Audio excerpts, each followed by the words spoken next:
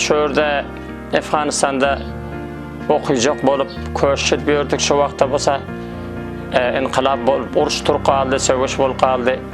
Soňmazda bazılarını esker bap deyip tutup alıp gitmän şuru etdiler.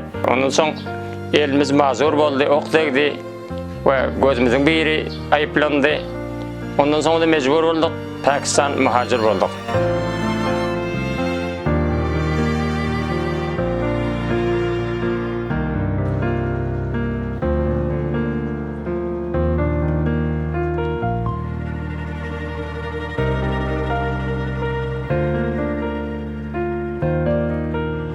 Arifi sahip hemişe derslerine, okullarına amadalık alıp geliyor.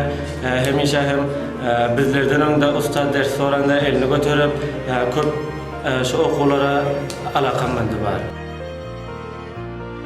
Arifi bizim yanımızda köp istidatlı okuyuculardan birisidir.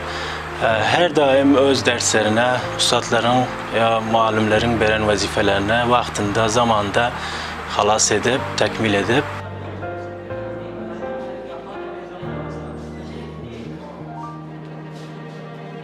Onun için bana bir halkta bir 60 yaşlarımız okuysa, bizler için kette bir mühim, kette bir iftihar bol. Yaş kişilerimize de bir ıvrat bol ya, jovanı yigitlerimize.